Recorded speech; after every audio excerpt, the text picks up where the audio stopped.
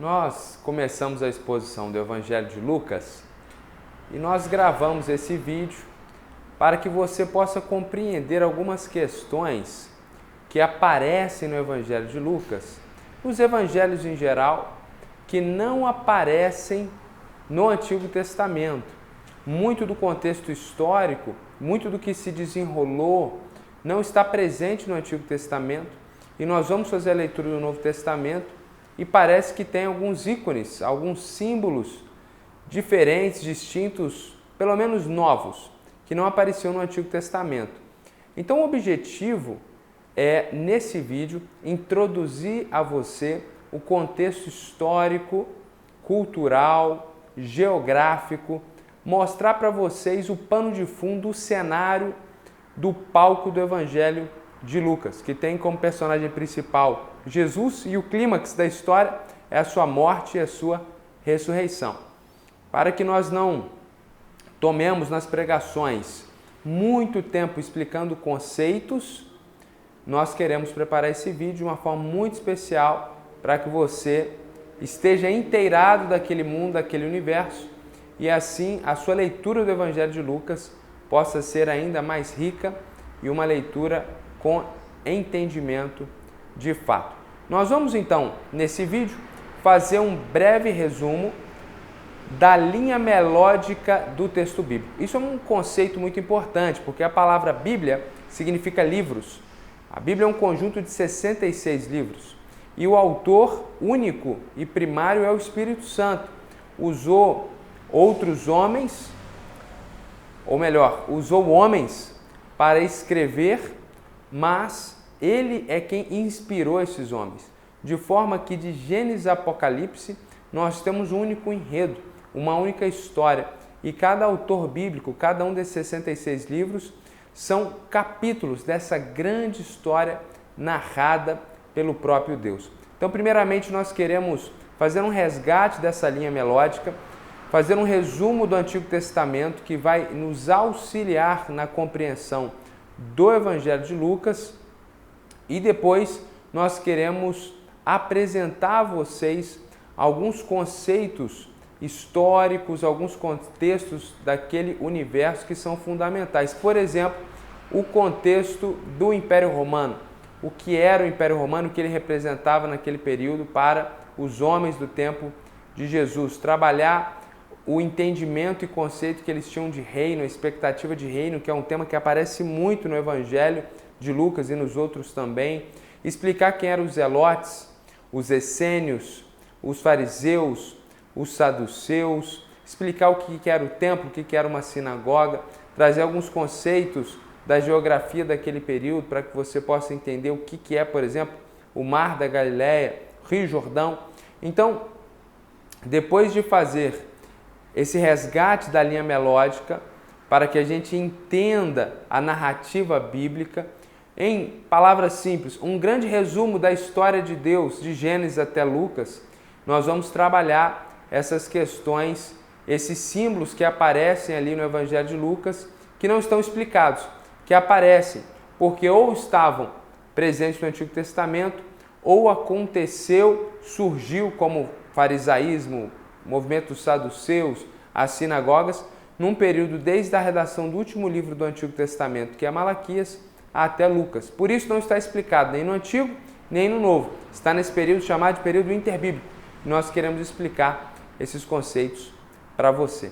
Então, começando de fato o nosso conteúdo, você precisa se lembrar que Deus é o Criador de todas as coisas e quando cria a humanidade, a cria de forma santa, plena e dá a esses seres humanos a liberdade de viverem de acordo com a vontade de Deus e eles assim poderiam ter vivido uma vida de alegrias, de prazer, fazendo a vontade de Deus e cumprindo a sua lei, ou viver uma vida de acordo com as suas próprias leis. Esse é o significado da árvore do conhecimento do bem e do mal. Deus dá aos seres humanos uma liberdade que não foi dada aos outros entes da criação terrena. Enquanto o restante da criação terrena é movida por instinto, os seres humanos possuem e de forma plena possuíam na criação, antes da queda, a liberdade. Os homens então decidem ser semelhantes a Deus. Caíram nesse engodo do diabo e, na arrogância, no orgulho, criam para si a sua própria lei. E aí a história bíblica em todo o Antigo Testamento, essa história de homens muitas vezes tentando se aproximar de Deus, mas não conseguindo, fazendo de forma equivocada, homens, sociedades indo completamente em direção oposta à vontade de Deus, e Deus se manifestando com bondade, amor, misericórdia, graça e trazendo esses homens para si, mostrando a eles a sua lei. E o que acontece é que esses homens acabam se afastando. E Deus insiste, Deus traz de novo e os homens se afastam. Esse é um ciclo que nós vemos em todo o Antigo Testamento. E o Evangelho de Lucas é justamente a boa notícia narrada por aquele seguidor de Jesus, médico, cristão, Lucas, que agora é uma boa notícia de que Deus veio na Terra. Deus veio na Terra para quebrar esse ciclo. Esse ciclo se dava porque os seres humanos, apesar da revelação de Deus, não conseguiam por si próprios fazerem a vontade de Deus e acabavam se afastando. Mas agora em Cristo Jesus, a graça, a esperança, perdão de uma forma especial, porque Deus vai criar um povo multiétnico para si, chamado igreja, vai habitar dentro desse povo, fazendo da igreja um templo do Espírito Santo e assim habitando em nós, nos auxiliar para perseverarmos até o final da história. Então, a gente vê esse paradigma desse ciclo do Antigo Testamento, quando Deus chama os homens ao arrependimento e nós vemos eles quebrando as leis de Deus, e a história é muito triste e culmina num grande dilúvio. Deus reseta a criação e dá uma nova oportunidade através de uma família de um homem que andava com Deus, Noé. E quando tudo parecia que seria perfeito e pleno, porque agora o grande patriarca dessa nova criação, porque todos os outros homens morreram, a história recomeça quando eles saem do dilúvio com Noé ficando embriagado e a maldição vindo sobre a sua família por causa do seu filho que desonrou o seu corpo. De forma que logo em seguida, nas próximas gerações, a situação é tão caótica que os homens organizam um grande empreendimento para se apoderarem dos céus através de um edifício que tocaria o céu. Por causa disso, Deus derrama um outro grande juízo sobre a humanidade, espalha os homens em toda a terra, fazendo deles nações distintas, para que não pudessem se compreender e o avanço da maldade fosse desacelerado. E Deus, então, depois dessas tentativas anteriores, e nós encontramos isso de Gênesis de 1 a 11, ele resolve criar um povo para si, uma vez que todos os povos o rejeitaram. Deus então cria um povo para si através de Abraão, do seu filho Isaque, do seu neto Jacó. E Jacó tem 12 filhos e cada um desses filhos vai dar origem a famílias e tribos. Essas 12 tribos vão se aliançar e formar uma nação, a nação de Israel. Uma nação criada pelo próprio Deus, uma nação de sacerdotes, de homens que representavam, mulheres que representavam a Deus na terra. Esse era o objetivo, o propósito de Deus. Mas igualmente, eles falharam, erraram e pecaram. Somente uma dessas tribos, que é a tribo de Levi, passa a ser representante de Deus e passa a ser uma tribo sacerdotal. As outras 11 tribos não têm mais esse acesso. Surge a religião judaica e agora os homens fazem sacrifícios de forma institucionalizada. Deus estabelece uma série de cerimônias para que eles possam se achegar a Deus e compreender questões espirituais. Eles ficam por 400 anos no Egito e quando saem para conquistar uma terra que Deus deu para eles, porque se Deus criou um povo na terra, eles precisam de um espaço para que essa nação cresça, se desenvolva e eles se sustentem. Deus então dá a eles a terra de Canaã, o que hoje nós conhecemos como Israel e Palestina. E quando esse povo entra naquela terra, o grande projeto de Deus, isso perdura por um tempo, é ter uma grande teocracia, onde Deus era o rei, governava do alto dos céus, através de seus representantes juízes, que conheciam a lei e, inspirados pelo Espírito, traziam direcionamento e libertação quando o povo necessitava. de forma que, depois de um bom tempo na liderança teocrática, nessa monarquia onde o próprio Deus é o rei, os homens não querem mais isso. E mais uma vez começam a se afastar do projeto de Deus e o ciclo volta a se repetir. Agora, eles querem um rei como as outras nações. Deus concede o desejo, apesar de não ser esse o seu projeto pleno e perfeito, e dá a eles um rei segundo os padrões deles. O rei Saul, então, é levantado como o primeiro rei de Israel. O seu reinado é um desastre. Deus, então, por mais uma vez misericórdia, levanta um rei, só que agora segundo o seu coração, o rei Davi.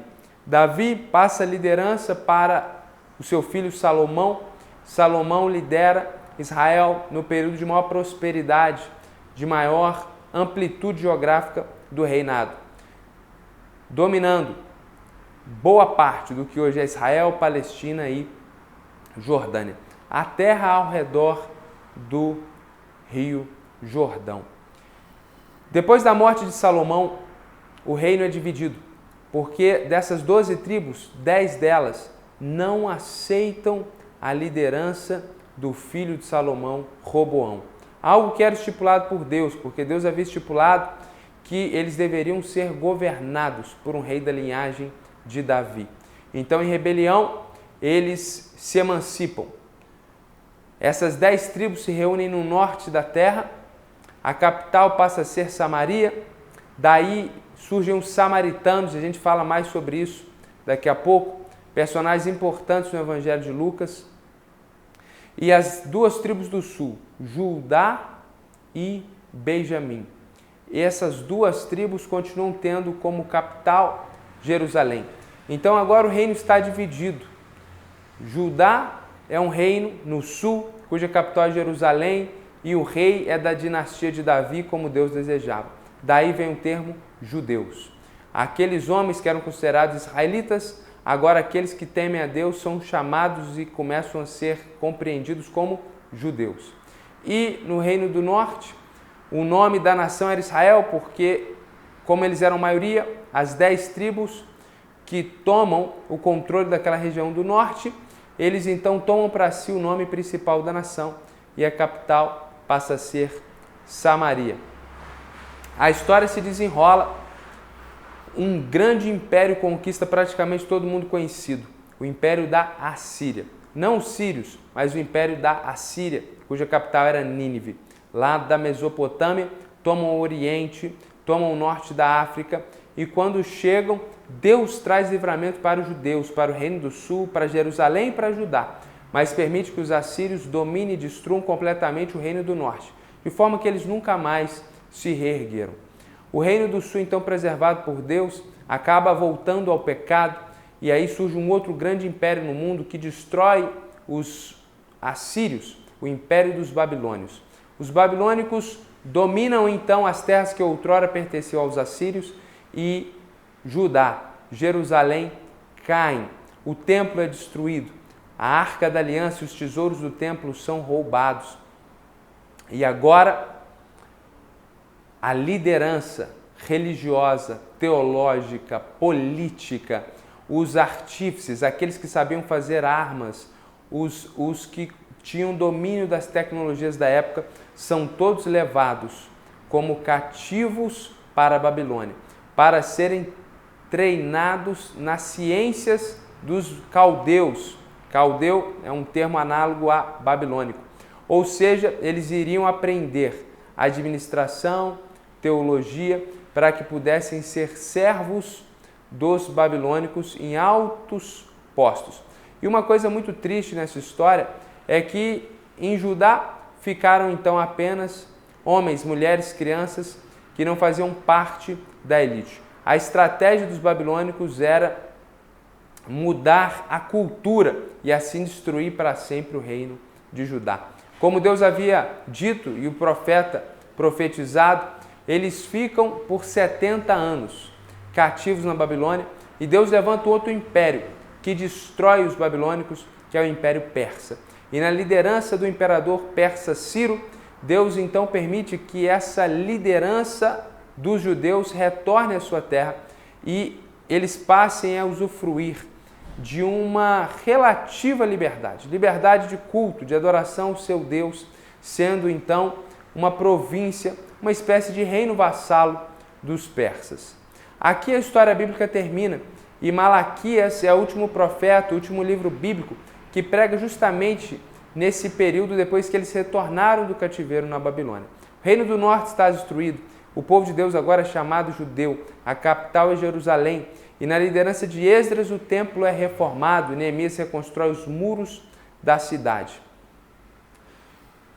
Aqui não há mais relato bíblico, mas o que acontece depois é muito importante para que a gente compreenda o Evangelho de Lucas.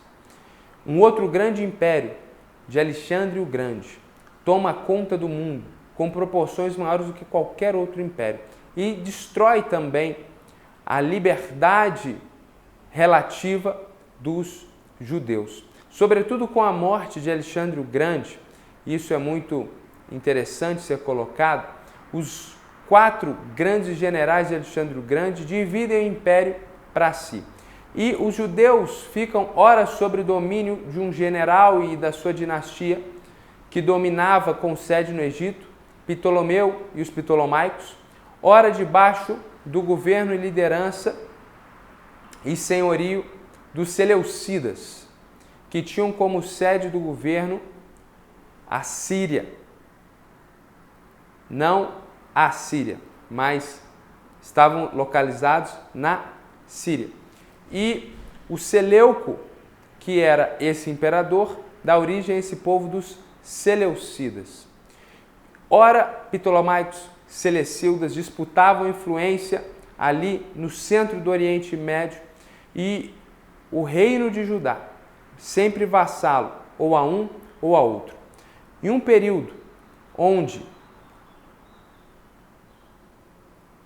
ir a Jerusalém, ir até o templo, se tornava cada vez mais desafiador,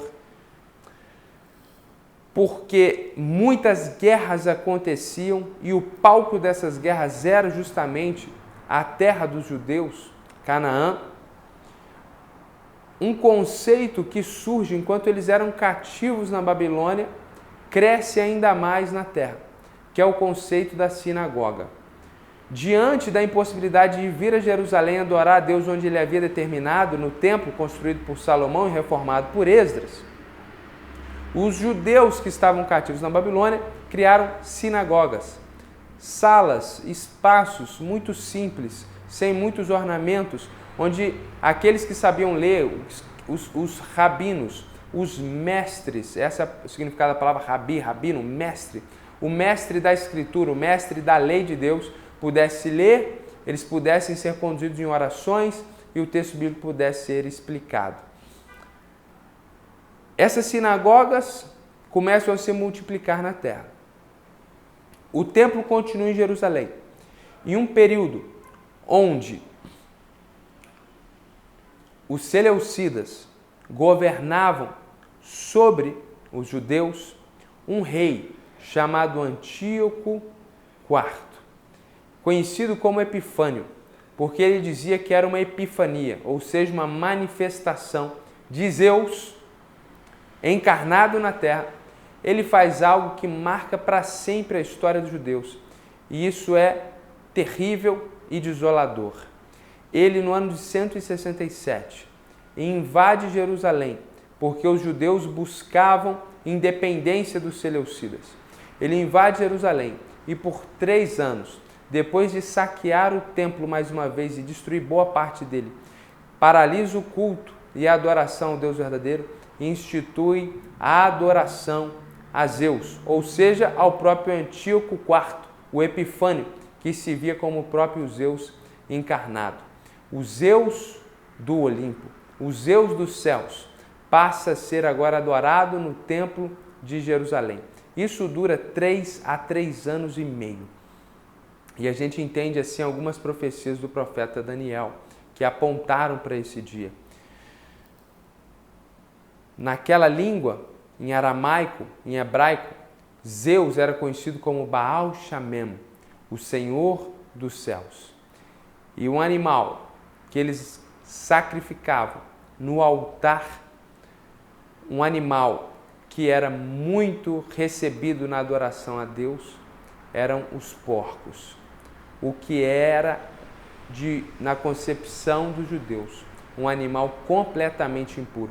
Então, o culto ao Deus verdadeiro, o sacrifício de cordeiros é paralisado e a adoração a Zeus e o sacrifício de porcos é inserido dentro do templo. Depois de 3 anos de grande angústia e de isolação terrível, onde o povo judeu sofre no mais profundo da sua alma, Matatias, um sacerdote da família dos Asmoneus, com seus 5 filhos, lidera uma revolta e consegue então expulsar os seleucidas da sua terra. O movimento foi tão forte que de 142 até 63 a.C., e lembrando, quando eu disse 167, 164 a.C., durante todo esse período, os judeus tiveram liberdade. Era um reino livre. O drama da invasão ao templo e da destruição da religião por Etíoco IV foi tão grande que isso unificou os judeus de tal maneira que por quase um século eles tiveram plena liberdade. Então, desde o período pós-cativeiro babilônico, os judeus nunca mais ficaram livres, sempre vassalos aos persas, depois aos gregos, e por esse período de quase um século tiveram liberdade. Um dos filhos do Matatias chamava Judas Macabeus. Por isso, esse ficou sendo o nome desse período, o período dos Macabeus, da família do Judas, do Matatias, dessa família dos Asmoneus, que por um século conseguiu trazer liberdade ao povo judeu. Em 63, os romanos já são um grande império no mundo e tomam controle da região. No ano 40, depois de muitos líderes serem colocados ali, o Senado romano decide que aquela região deveria ser governada por Herodes, o Grande. Herodes não é judeu, ele é um indumeu, uma etnia próxima, também ali de Canaã, da região da Pérea, do outro lado do Rio Jordão. Herodes é colocado pelo Senado romano como um rei, dentro de um reino vassalo, ou seja, Herodes tinha plenas liberdades, contanto que ele assegurasse a ordem entre aqueles povos que ele dominava, em toda aquela região que ele era o rei, e pagasse os tributos ao Império Romano. Herodes, então, governa de 40 a.C. até 6 depois do nascimento de Cristo. Então, o primeiro Herodes que aparece no Evangelho é esse Herodes o Grande, que governava grande parte da região, como você pode ver no mapa. O reino era extenso e ele era responsável por uma grande parte. No entanto, com a sua morte, o reino é dividido entre os seus 3 filhos. E quando esse reino é dividido, a região da Judéia passa a ser governada por um dos seus filhos chamado Arquelau, que logo é deposto do poder, e Roma tira então da Judéia esse conceito de um reino autônomo que é vassalo, para fazer dali uma província romana efetivamente, e envia um governador, um prefeito. Essa é a posição de Pôncio Pilatos quando Jesus é adulto. Um outro filho de Herodes, o Grande, é Herodes Antipas, e esse é o governador da Galileia. Então, quando vemos no Evangelho de Lucas o Herodes, não é o mesmo Herodes quando Jesus nasce, nem quando Jesus morre. Quando ele nasce, Herodes o Grande, que dominava toda a região, e quando Jesus morre, é o Herodes Antipas, que governava a Galileia. Então, é por isso que Jesus está sendo morto em Jerusalém, debaixo da liderança de Pilatos, mas como era período dos judeus celebrarem a Páscoa, Herodes, que não é judeu, mas governa sobre judeus, para agradar judeus, está em Jerusalém para adoração no templo da grande festa da Páscoa. Então há aquele trânsito entre Herodes e Pilatos, porque Jesus era um cidadão que morava na Galiléia e o seu rei era Herodes, politicamente falando. Mas tudo se dá dentro de uma província romana liderada por Pôncio Pilatos. Pois bem, Jesus é morto, é crucificado, anos se passam, o médico Lucas se converte e escreve a biografia falando do nascimento, vida e obra de Jesus Cristo.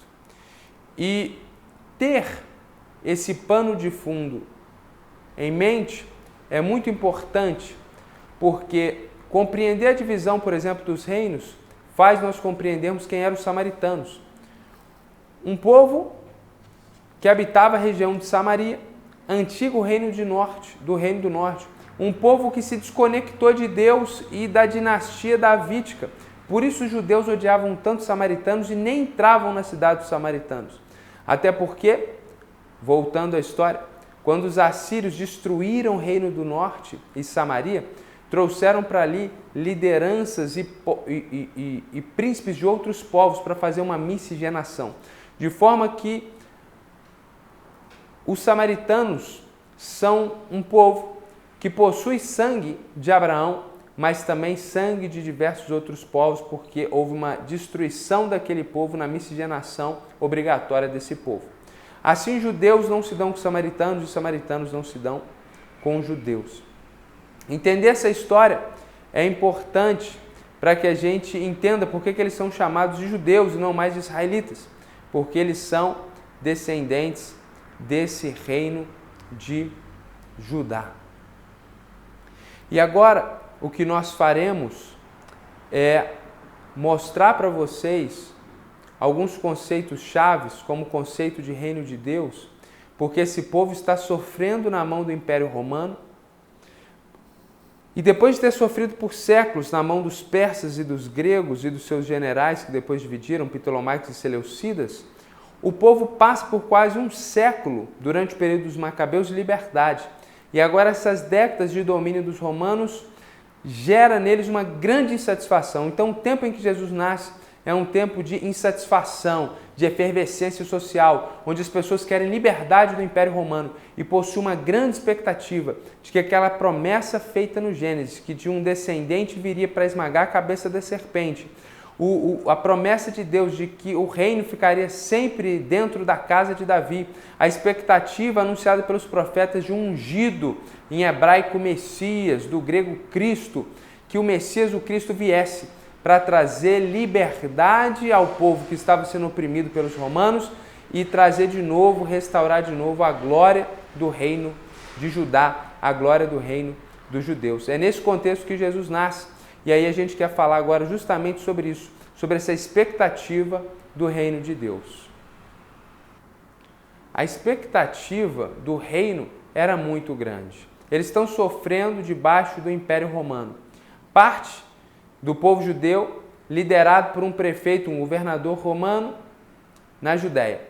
Na Galiléia, liderados por um rei que não é judeu, mas que é um reino vassalo de Roma. Eles querem liberdade. Havia expectativa da chegada de um rei. Eles olhavam para as profecias do Antigo Testamento e esperavam pela vinda do Messias. Como eles estavam sofrendo dentro do ambiente sociopolítico, havia essa expectativa de que o Messias viria para restaurar um reino como o de Davi, como o de Salomão, de forma que havia uma expectativa de uma restauração de um reino terreno. Por isso, quando Jesus veio, houve muita incompreensão e eles acabaram crucificando Jesus, parte por estarem insatisfeitos e, ao verem todos os milagres e todo o poder de Jesus, ver ele entregar a sua vida numa cruz, foi muito triste, foi decepcionante, porque eles esperavam que toda essa onipotência revelada na pessoa de Jesus fosse usada para trazer libertação contra os romanos. Por isso o reino de Deus aparece muito. Jesus está pregando em Lucas e falando sempre do reino de Deus. porque havia essa expectativa da chegada do reino de Deus. E Jesus está dizendo, sim, o reino de Deus chegou. Só que tem uma passagem muito marcante em Lucas, onde Jesus diz, o meu reino, porém, ele é espiritual. Ele está no meio de vocês. Jesus está deixando claro que ele não vem para resolver todos os problemas políticos e terrenos, mas para inaugurar um reino que é espiritual e que vai durar para sempre. Ele traz o verdadeiro sentido das profecias do Antigo Testamento. Há muita incompreensão e eles querem matar Jesus. E nós vemos Jesus transitando por aquela terra entre Judeia e Galileia, que é a atual, como eu disse, terra de Israel, Palestina e até mesmo Jordânia. Você pode ver no mapa, essas diferentes cores representam justamente esse governo de Herodes, de Pilatos e dos outros descendentes de Herodes ou representantes do Império Romano. Jesus viveu e cresceu no norte desse mapa, na Galileia. Ali é um local onde o Rio Jordão, que nasce mais ao norte, já na Síria, no alto das montanhas, o Rio Jordão vem descendo, e esse é o significado da palavra Jordão, aquilo que vai descendo. O Rio Jordão, por causa de uma depressão geográfica, forma um grande lago, e esse lago é chamado de Mar da Galileia. E Jesus cresce ali, na cidade de Nazaré, próximo ao Mar da Galileia, e quando inicia o seu ministério, se muda para uma cidade que está à beira desse mar, a cidade de Cafarnaum, e grande parte do seu ministério se dá nessa região. Depois o rio volta a se estreitar, acaba de descer, e lá no sul nós vemos o Mar Morto, o lugar e a superfície mais baixa da terra, 400 metros abaixo do nível do mar.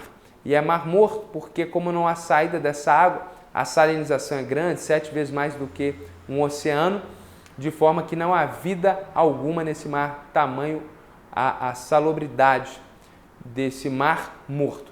Seja o Mar Morto, seja o Mar da Galileia, na verdade não faz parte do oceano, são grandes lagos formados pelo Rio Jordão. Por isso que os discípulos de Jesus, muitos eram pescadores, porque eram dessa região e viviam do Rio Jordão. Nós vemos o texto bíblico falando que eles subiam para Jerusalém, porque essa região é uma região montanhosa.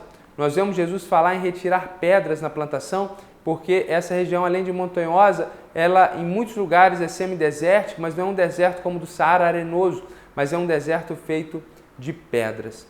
Então, Jesus está como Deus encarnado, fazendo a história nesse lugar, onde hoje nós podemos ver nesse mapa, possuímos 2 nações reconhecidas, mais território palestino. Foi esse o local que Jesus andou. Enquanto Jesus andava, haviam sinagogas, o templo estava em Jerusalém, o Império Romano dominava todas essas regiões. E no período que Jesus era criança, 6, 7, 8, 9 depois de Cristo, um dos filhos de Herodes é deposto e é inaugurada a província romana da Judéia, surge um grupo chamado Zelotes. Judas, o Galileu, funda esse grupo paramilitar que não aceita reconhecer uma província romana governando sobre Judá e sobre Jerusalém.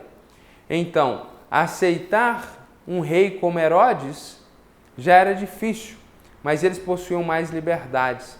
E, de certa forma, Herodes estava, por casamentos, aliançado com os judeus. Agora, aceitar uma província romana e um governo totalmente gentílico era algo absurdo, e surge esse grupo paramilitar Zelotes, que aparece no texto bíblico. Inclusive, um dos apóstolos de Jesus era desse grupo. Esse grupo não é uma denominação religiosa, é um grupo paramilitar, um partido político militarizado, se fosse os dias de hoje. Eles querem liberdade de Roma e acreditam que não devem esperar o Messias prometido, mas na semelhança de Judas Macabeus fazerem isso na força do braço. Um outro grupo presente, e essa palavra não aparece no Novo Testamento, mas um grande ícone dessa comunidade está presente ali, são os essênios. Nesse período se desenvolveu no deserto uma sociedade alternativa, de homens e mulheres que viviam para a espiritualidade. Não estavam mais ocupados das questões da vida comum.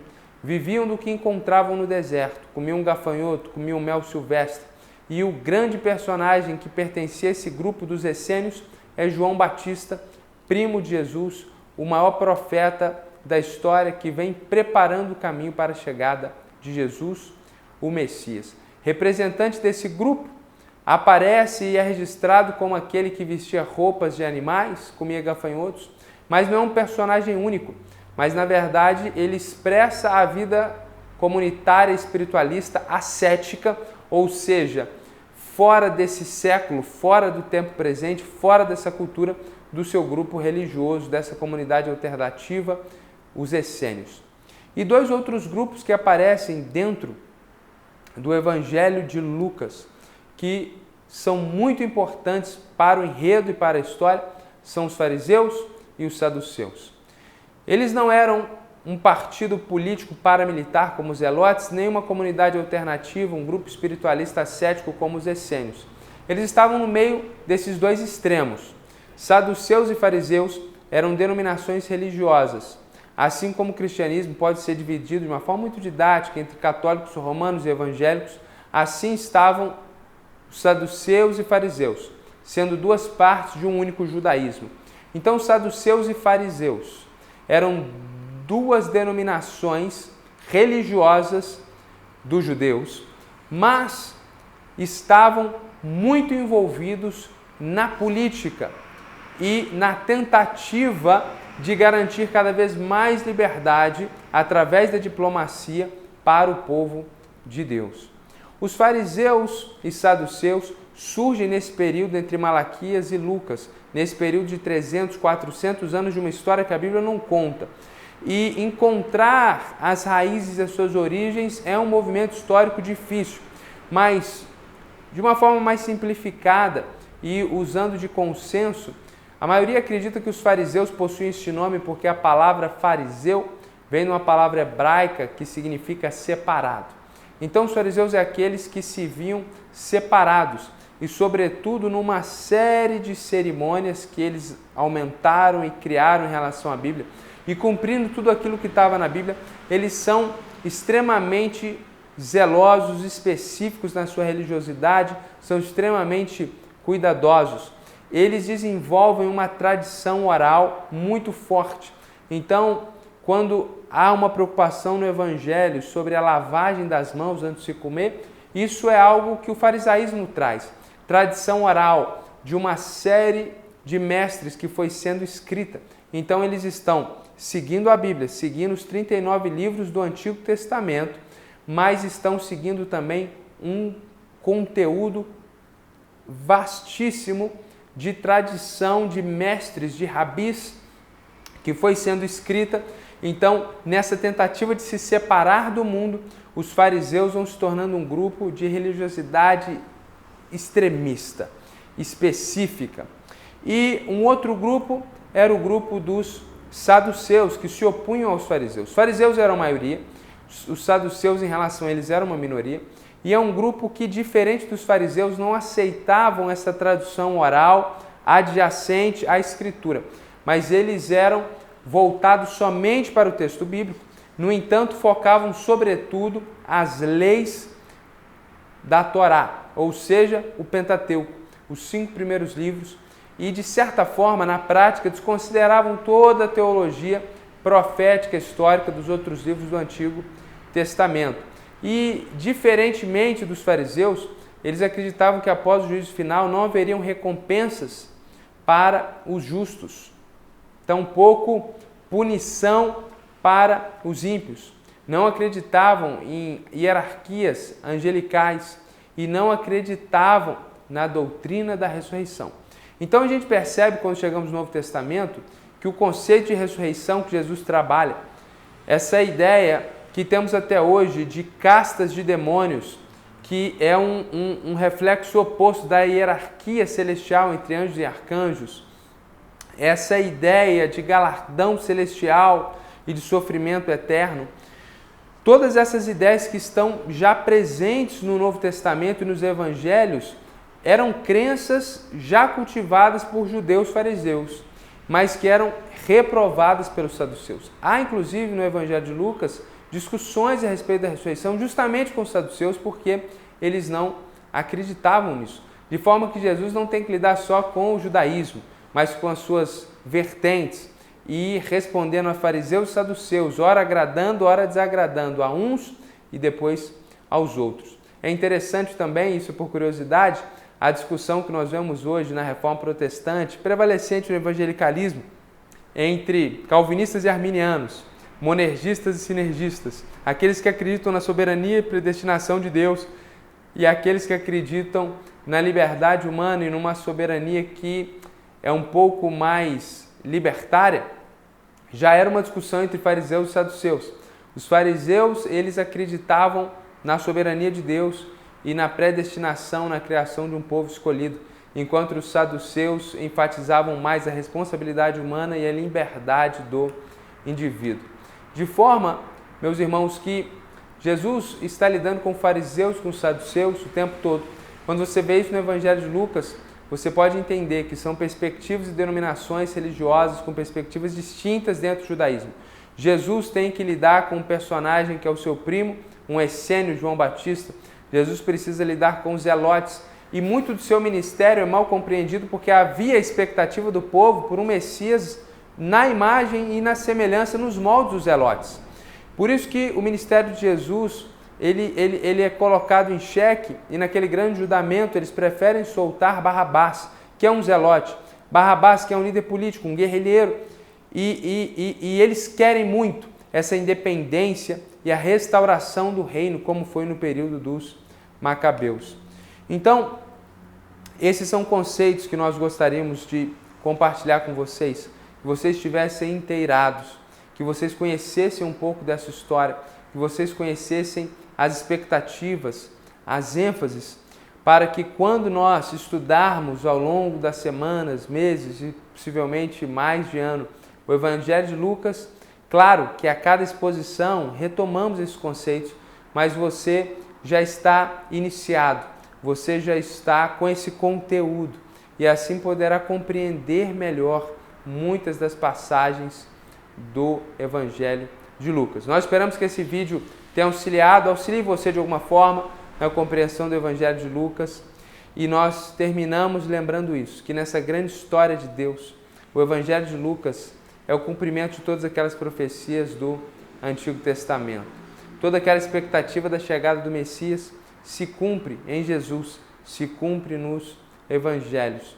Portanto, estar ciente de toda a história é fundamental.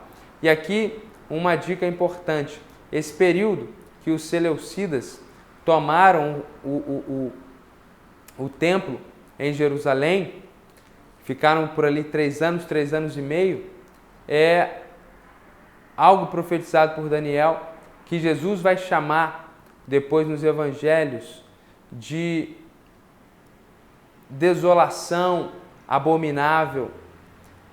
É muito disso, desses 3 anos e meio, que as pessoas apontam para o fim dos tempos, para o período de tribulação. Tudo isso está conectado. Então, faço esse apontamento para que você aprenda a ler a Bíblia dessa forma, entendendo que é uma história única, que começa em Gênesis, termina em Apocalipse, e que você seja uma pessoa que cada vez mais não quer só ler a Bíblia para encontrar promessas, mas quer entender a Bíblia para entendê-la completamente e aplicá-la e vivê-la na totalidade. Que Jesus abençoe sua vida. Até a próxima exposição do Evangelho de Lucas.